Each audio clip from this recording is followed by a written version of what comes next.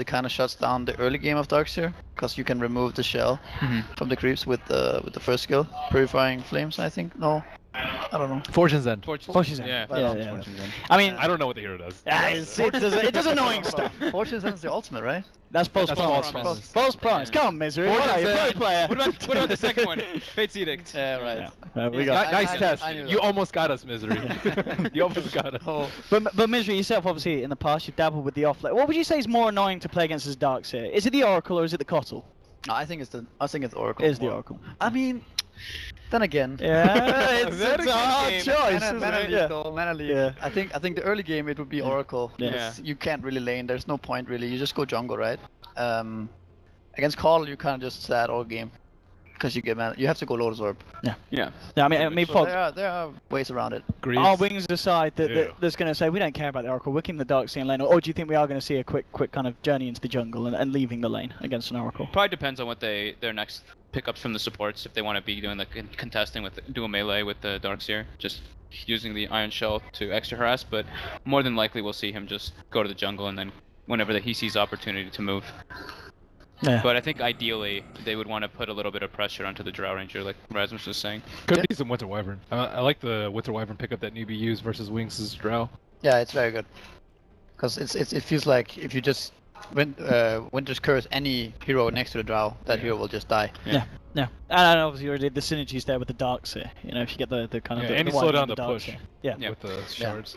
Yeah, I mean, interesting ban. Of course, OG they take away the silencer. I guess Ben, this is the whole kind of if you're going to play something like an Oracle or a Dazzle, something on the back lines that's going to have that crucial spell you need to get off. You don't want to deal with the global silence. Yeah, they picked it last time versus the Shadow Demon, so Oracle's somewhat similar in that sense. I don't know if they would have run it versus Drow. I don't think it's the best matchup. Because I think you want a core that can get up interface, and they already have the safe lane Slark. But I don't think They would run silence and support in this case. Yeah. And they would Have just they run silence? global silence for the initiation, right? So the Oracle can't ultimate. But I mean, yeah, the Winter Wyvern does seem very good for Wings, because they are most likely just gonna run like some kind of try-and safe lane, and they won't be pressured too much. And even if they do, it's kind of I don't know. It's just so good against Drow in general. Like you can stall the game to get your items on Slark. And you already have a Darkseer, so together you have a very easy time pushing out lanes going into mid game. And Drow and Oracle don't really do that, so you can kind of control when you want to fight and when you don't. Absolutely. I think one of the things as well that I'm just still kind of a little blown away by, Fox, is this Slark. So you're picking it against where you know it's going to be a Drow strat. I mean, Slark, if the game starts to go OG's way at the beginning, there's not really that much Slark can do up to a certain point, is there? I mean, how are they going to make this Slark work in a game where OG's going to put so much pressure on? They just can't lose their tier 1s. Yeah. They can't get run over in the laning phase. Because, I mean, Slark with no items can't really do anything running into, which I'm assuming is OG's going to pick at least 3 ranged heroes and kind of go for this early game timing, at least in the beginning. But yeah, Slark does take some time, and like we've been mentioning, the Winter Wyvern ban. We saw it happening yesterday and the other days when the Drow Ranger was picked up. 3rd, 4th, the Winter Wyvern was banned. I think every single game. But this is the Wings Ricky. So we were mentioning the double Ion Shell carriers, so that's the Ricky pick kind of makes me think that they actually want to contest the lane and not just go jungle with Darkseer. They could also just leave the Ricky there and Darkseer jungles the first few minutes and then transition there, and then Ricky's already like level 2 and 3. That might be a better approach, just because the timing is gonna hit a few minutes later, but at the end of the day it's gonna achieve the same thing, I think. But it won't have any downfall. Like it kind of is like a double usage of the offlane, right? Because like your Darkseer is getting stuff, and your Ricky, instead of just mooching from somewhere else, he's just getting free experience. And if you go there too early, it might backfire, so that you fuck up the lane, and now you're there with 2 level 1 heroes, and you have to go back to jungle again. So. And if you get lucky with Darkseer too, you can get level 3 before like 1.5 minute mark. You go up there really quickly. You have a Ricky level 2, Darkseer level 3. You can easily punish the lane heavily. But it seems good. It's also pretty good against Drow. Like in general, Drow does not enjoy playing against Ricky, just because Ricky will be on Drow if he wishes to, and the Cloud fucks with him, and it's just annoying. You know, you have to deal with this Invis hero all game. Yeah, he can just breaks your aura all the time if he just gets in your face, and then smoke screen. You don't want to ideally go BKB too early on Drow, obviously. And the missed chance just is gonna start adding up too. So Ricky, good pick versus both the Drow Ranger and the Oracle here. Axe is going to Goes get for Axe picked again. up. I guess, well, Ben, this is decent against the Slark. Ricky as well. I mean, I guess it's not really a hero that Ricky can go on. Are you liking this picked up? But also, I guess a nice frontliner as well in a team that's going to be running like a Drow strat. You've got someone who can go and run in and initiate. That's important. I think it's also more reliable lockdown versus Slark. I think like a lot of the teams like Beastmaster plus Drow Ranger, but the Roar's not terribly reliable versus Slark. You can't purge off the call, which is just really annoying as a Slark player. So the way I'm reading this pick is like OG thinks that they have a Slark and they have a Ricky, and one of them is going to be the safe lane farmer, the other one is the support roaming, so that they're going to run some kind of dual lane with Axe on the off lane, and it's going to be very hard to actually deal with that for Wings at this point. So I think they have to pick up a support that is able to kind of zone those two heroes from afar, or not zone, but kind of just sit there. I don't know, I can't really explain what it is exactly that they need, but Just they like need a this strong- ranged guy, you know, this 600 range guy who can kind of keep them at bay and force them to not dive. But I don't mean, know, Wings. that was not really what I was thinking, but you know. E600 range. Yeah. When they ran it in Nanyang, was it core or was it support? It was support. It was ice support, ice. right? Yeah, it was ice who played it. I was pretty sure. So That's definitely interesting. that's It looks pretty good, right? Yeah, he Yeah, does. it looks- He doesn't get It's up a- people. It's a surprisingly strong hero when you play against it. It like nobody plays against this hero, even in Yeah, pubs. you It's don't just even not. think about Is it even a hero? Like Nope. I Is don't it even know. Like hero? you know, it's never picked. They have lots of wombo combo with Darkseer Yeah. Warlock now. Their team fight just grew way stronger than OG's with that. And the heal is always nice. I mean, with Slark laning sustain. Yeah, you're like playing against Wings, you know. Playing against Wings, ban nothing. And then OG actually going for something a bit different as well. So like you were mentioning, probably wanting to do some contesting dual lane. Oh yeah, I mean, again, here in the grand final, still seeing heroes that are just, it feels like, you know, new heroes this slam, the Tusk pick, but I always feel that when you see a Tusk picked up, you've got to be so careful with how you play it, surely, because this Tusk, you know, Wings can play into the hands, you know, if they get a smoke screen down, or suddenly Tusk is moving heroes in a way that Warlock's going to be able to capitalize, drop an ult on top of them. The Tusk has got to be ever so careful with the way that he initiates this game. Yeah, I mean, I think the way people look at Tusk these days is more like the very early game initiation. Okay. Like you want to snowball on the Warlock when he's level 2 or something, Yeah. and then later on it's more like a save where this guy Drow gets initiated on, then you can kind of snowball him out, or like snowball him for 2 And just seconds, hold him right? there. Hold him Yeah, there. And they go Snow- for Medusa. Dusa, okay. So Drow Dusa, Yeah, very, it's good stuff. very interesting. The Tusk though, I was gonna say that I actually really like Warlock into Tusk. Because you have all of your abilities are actually really good into following up against the snowball. Yeah. Even upheaval is like. Yeah. I like super Tusk powerful. more versus like single target Yeah. disables. Like they have so much AoE, like the vacuum and the smoke clouds. I mean, yeah, you can look at it that way, but Tusk is a hero that has very low cooldown spells, right, throughout the entire game, Yeah, whereas Warlock that's is true. relying on one ultimate. So Tusk is a very fast-paced hero in that sense. So he could match up against Warlock easily as well.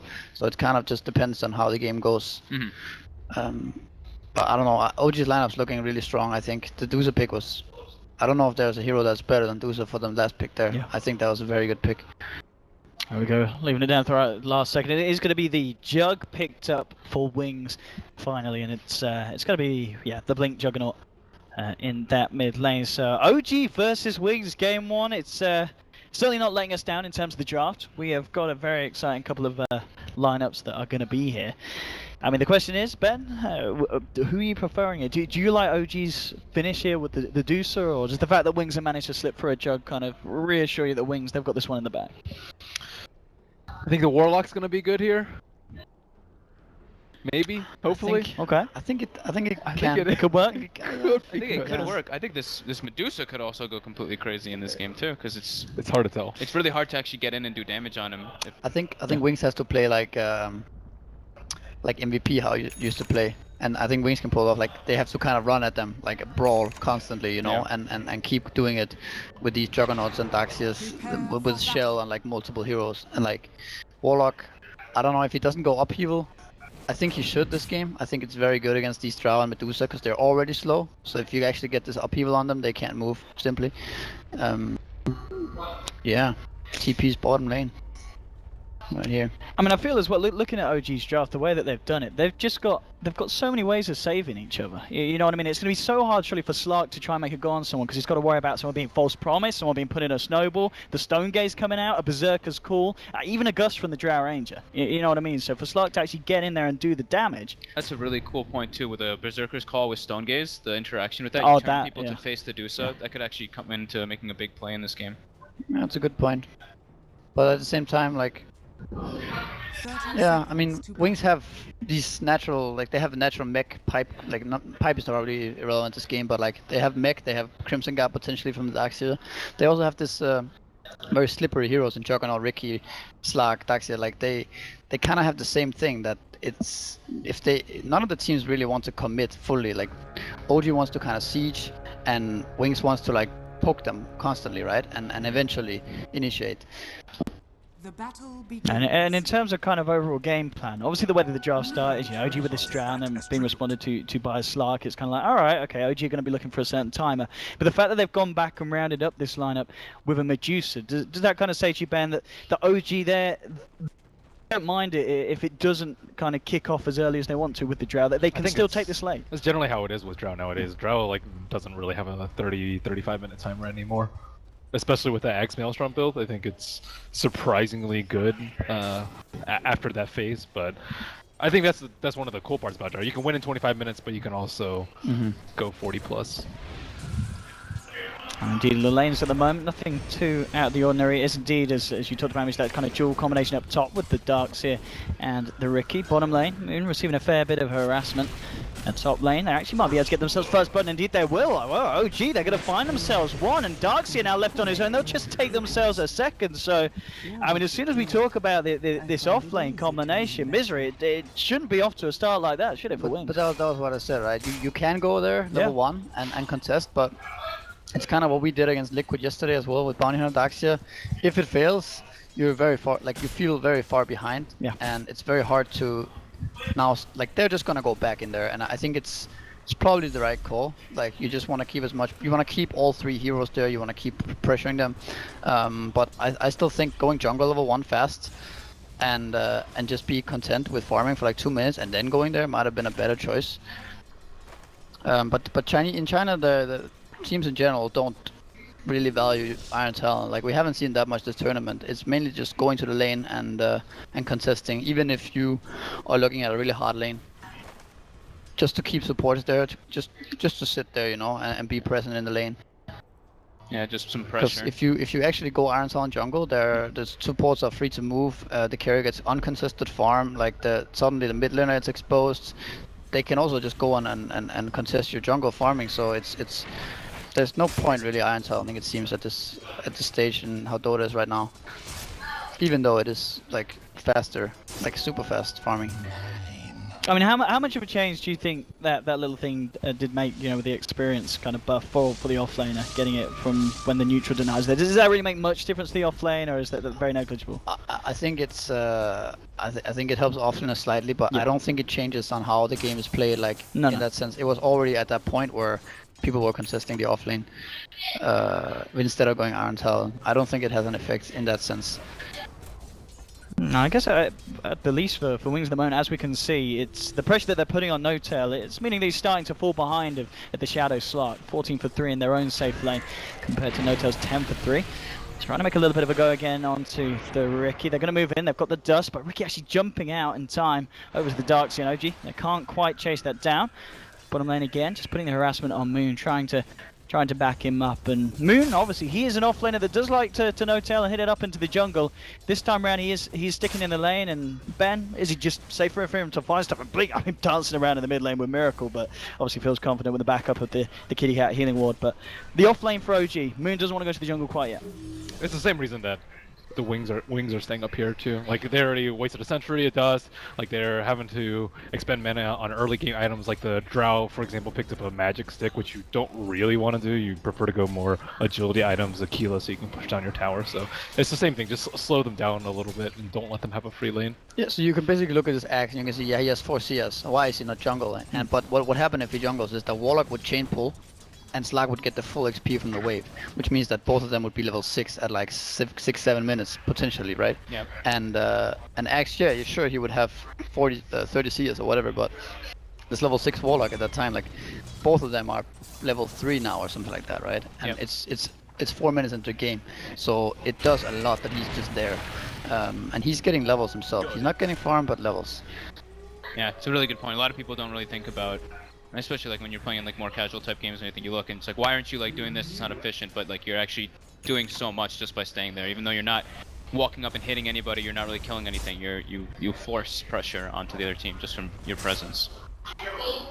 At the moment in the mid lane as well, it's worth noting the CS that we've got going on. 25 for 7 on the Deucer compared to Blink's 15 for 3. Is this kind of difference expected in this matchup? With Drow, look at her damage right now. She's 92. And the snake. Yeah. We all know the snake in mid lane it's pretty dirty, especially up against the melee hero. Juggernaut's probably one of the better ones. Yeah, at least you can spin, but Yeah. your mana pool isn't really. You have your healing ward too to just sustain a bit, but Just sit at 0 mana, right? right. Just healing ward spin, don't let him. Oh, look at that as well. I think, yeah, Ooh. Moon realised that Ricky was around sapping the XP, so it brings crit and they tried to go for some kind of reaction. It was nice awareness, but nonetheless, Ricky's already out of there. That Innocence was really is safe. close. But this is Ricky is like still being so annoying, right? They've had to use so much sentries and dust already, and he just stole a creep from Axe and XP from Axe. Like he's forcing Tusk to run around. Mid kill lane, mid lane, alright. yeah, moving in, they're able to get crit in with the snowball and the shards. No escape for the Jug. OG picking themselves up a 3rd kill, and this lane really is going to go from strength to strength here for OG. Miracle 31 for 10, still keeping a very sizable lead on the Juggernaut. And I mean, how bad is that for a Jug to fall behind in the laning stage? Can he recover?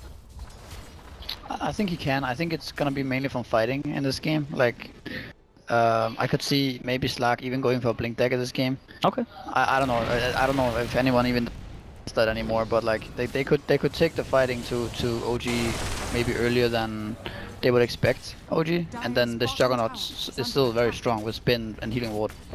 Crit dance around Vice Size. It's obviously not expecting the Ricky to be here if Wings do decide to make a go. They're thinking about it, trying to bring Shadow across as well, and already the TP reactions are there. Shadow looking to move, and he's not going to commit for that one. Moon's coming on the Axe, and Wings already starting to back off.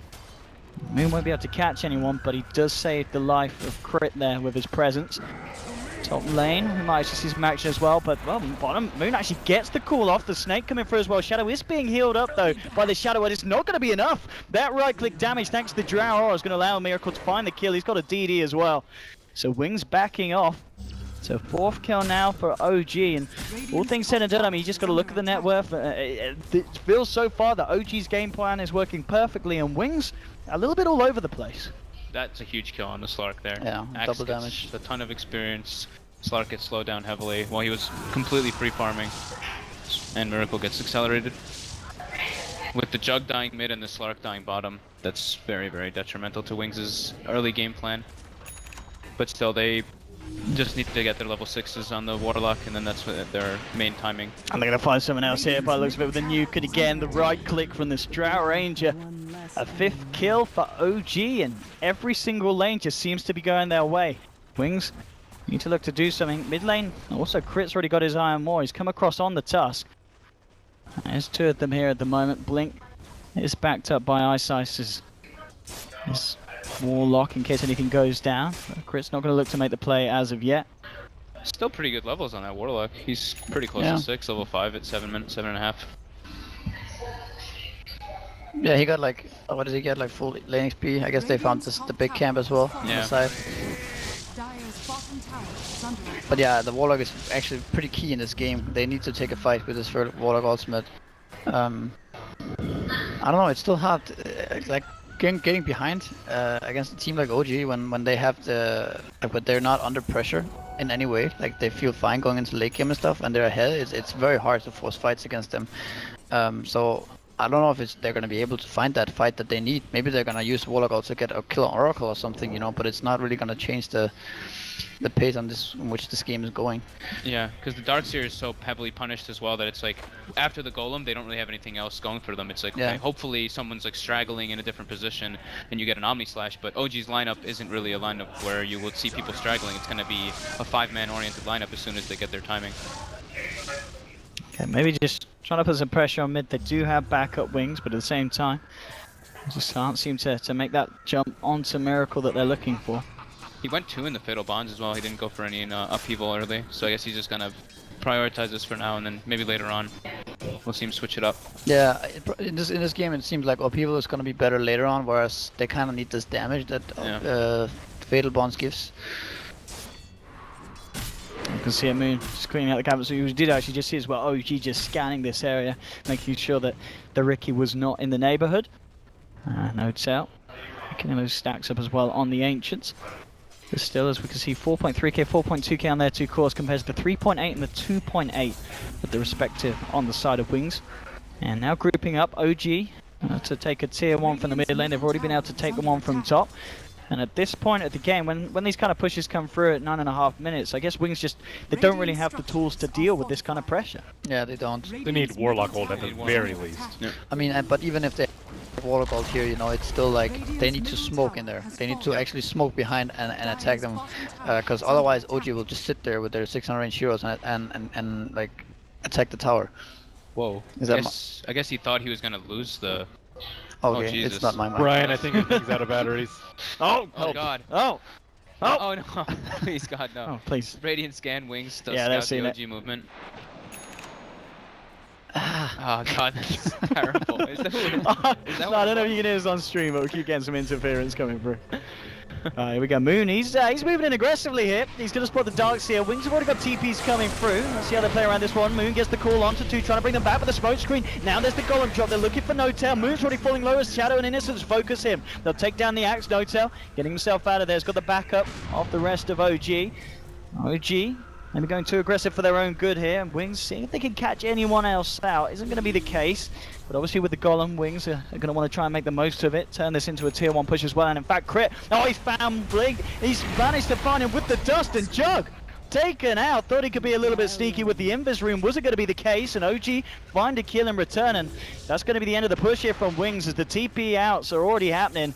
In fact, the Golem might end up going down as well to OG as they'll look to chase it down here. It's just sliding. Look at it. It doesn't even walk. This Golem actually just slides. Easy plus 100. So when things start to look a little bit okay for Wings, they end up finding a 1-1 trade OG, and it is the better trade. And now Wings, a man down. They've got to be careful. Jug does have the Omni Slash available when they're back, but that's the Golem used, and not really too much effect there for the side of Wings as OG just recover very, very quickly. Yeah, they don't really have that much catch besides, like, if Slark pounces on somebody. It's like the Warlock Golem and then the Slark getting on, like, actually right on top of someone. Other than that, it's very hard for them to really catch people till the Darkseer has more levels for his vacuum combo. I mean, this is pretty much just Roshan, right? They're just gonna walk in there and kill Rosh, like Warlock ultimate, like, and I mean that's a good reason to why Warlock isn't picked much, is because his ultimate has so long cooldown. It's like, what is it, 160, I think? It's something ridiculous. Yeah, 165 at all levels as well. Yeah, and like it's still on cooldown for like 50 seconds or something right now. It's pretty sad. And they killed 1 axe, you know.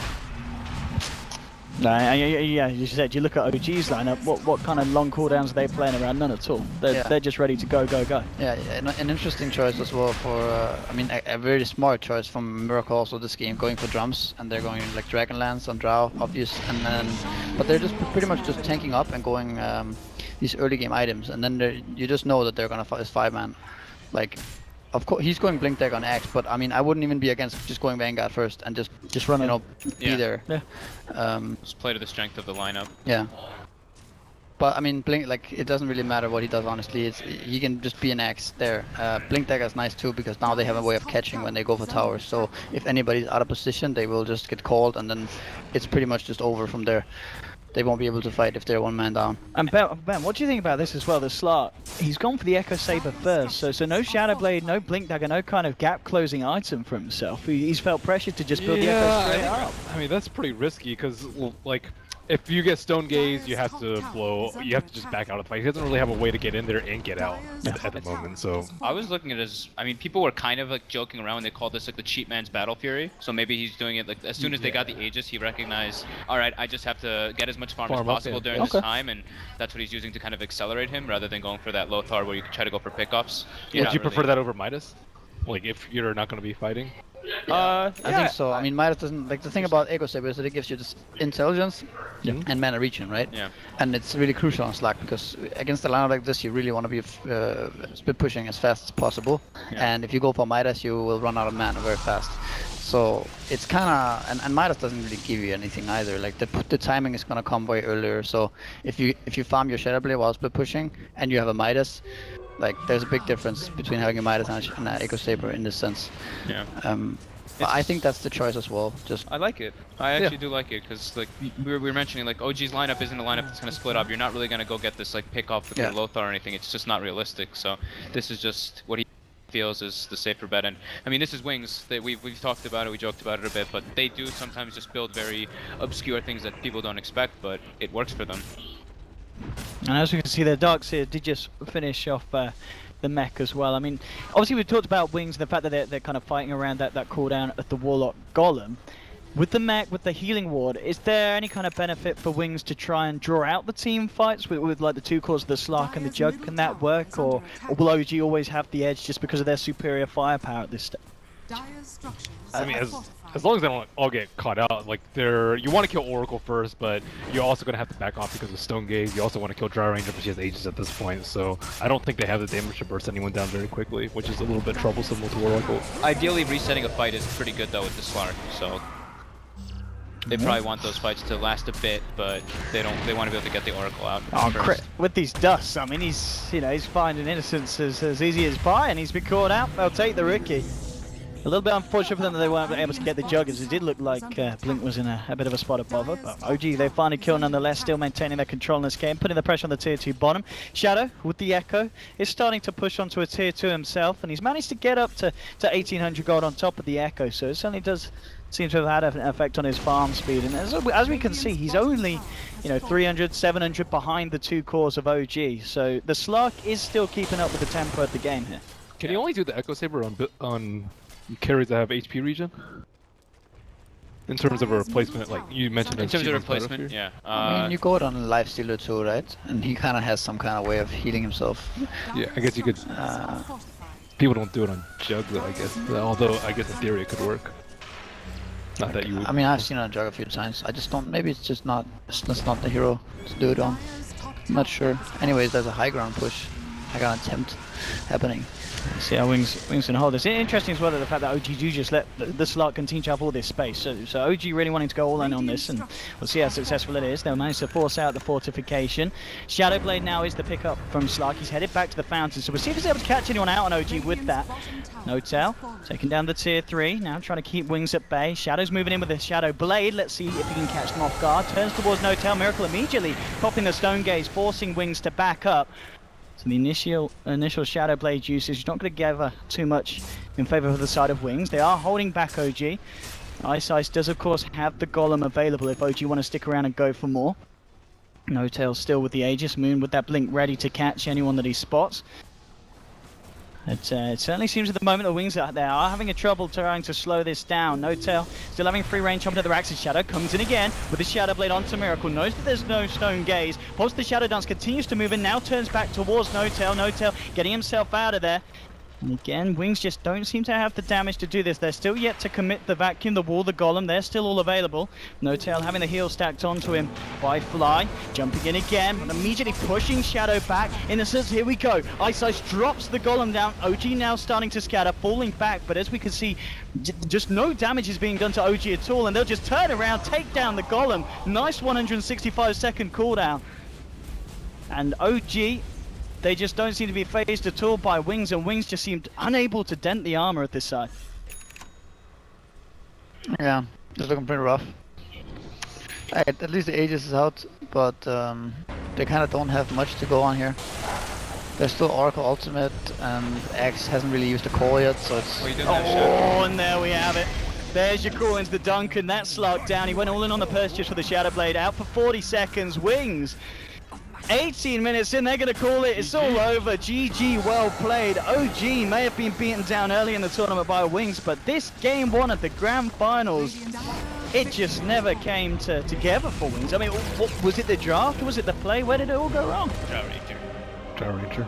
So he's saying we're not going to see Drow again for the rest of the series. You got to ban it. Wings now respect the fact that OG can pull it off so well. Because you were saying, Ben, obviously the fact that you don't understand if OG were really scared of Wings. Because I think when we saw the draft yesterday, whenever OG were first picked, they still banned out the Drow Ranger. So maybe yesterday they weren't comfortable enough picking it first phase, but now they definitely do, and it definitely gives them an upper hand in the draft. I mean, I wonder what would have happened if they had done something different about the dual lane offlane, because Daxi and Ricky kind of got shut down. Yep. But I feel like it was an outdraft. I think it did seem very hard for Wings to do anything in this game. But yeah, it's the little thing still.